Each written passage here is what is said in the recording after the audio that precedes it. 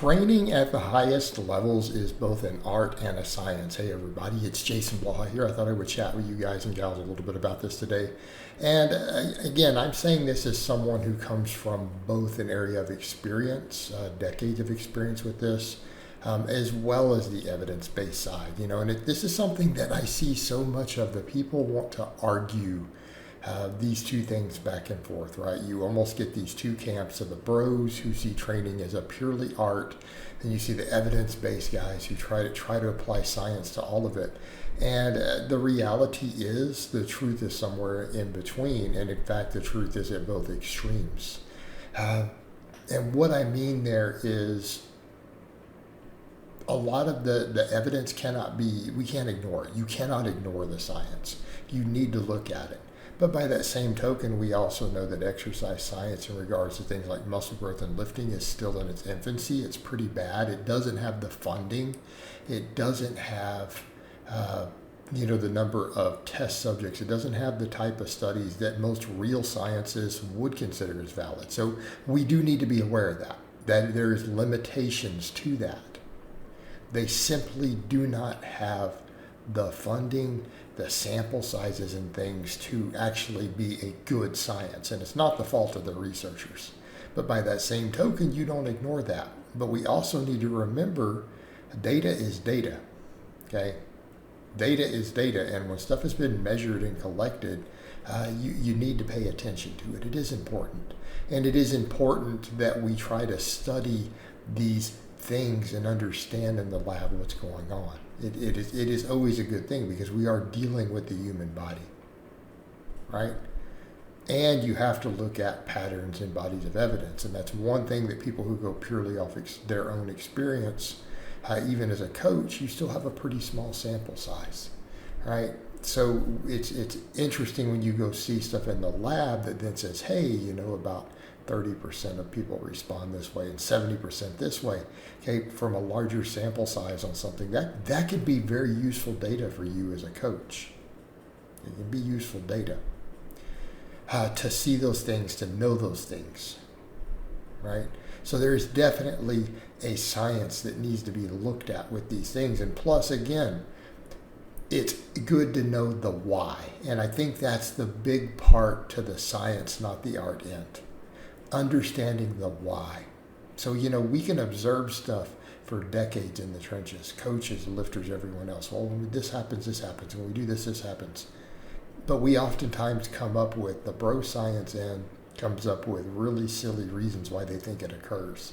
Well, it must be because of this happening with muscle damage, or they come up with an explanation that makes sense based upon their limited knowledge of what's going on in the body. Just, I've seen this pattern, we've all seen this pattern, this is what we think is causing it. Well, they often get that wrong. They often get it dead wrong. And it turns out the body is often more complicated than we think it is. And if we can get in there, right, we can get inside there and measure what's going on in the body, see what's happening, we can understand that process better. Okay? We can understand that process a lot better. So, this is useful.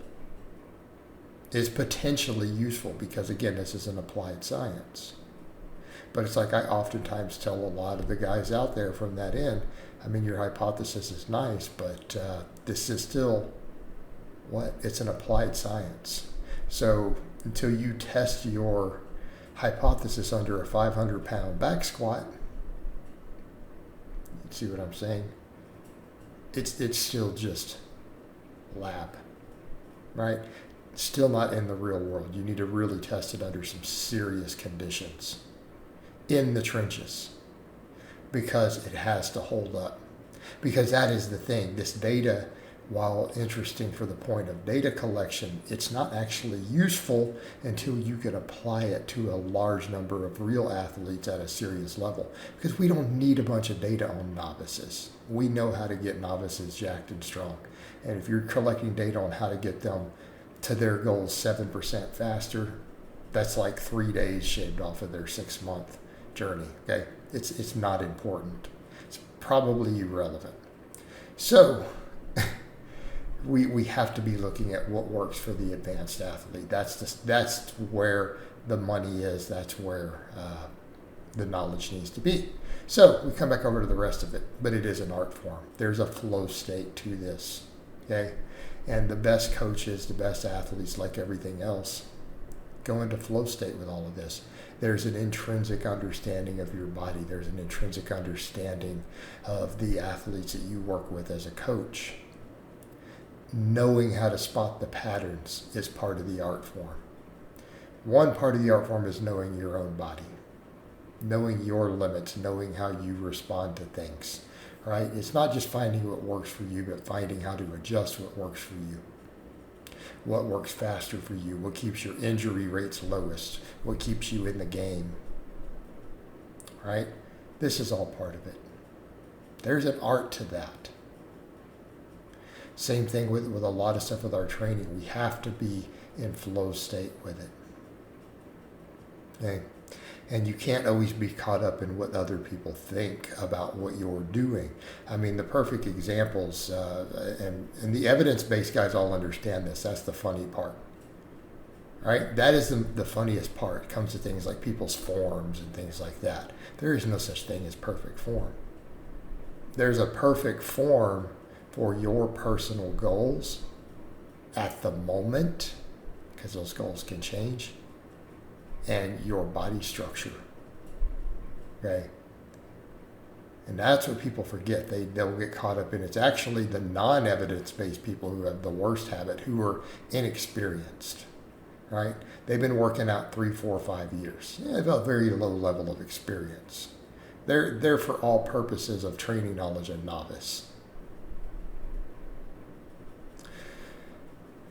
You know, they do the same thing with people's form. Well, you're doing this wrong.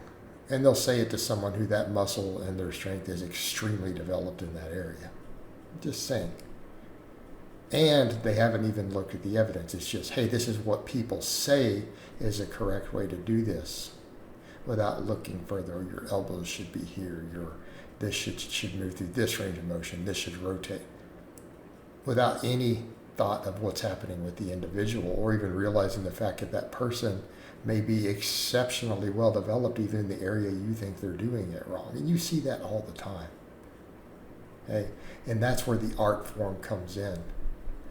Knowing how your body moves, knowing how your muscles work in regards to a movement pattern, knowing what you feel where and why. That is an art form. That is an art form. And that's where a lot of the nuance and things gets missed.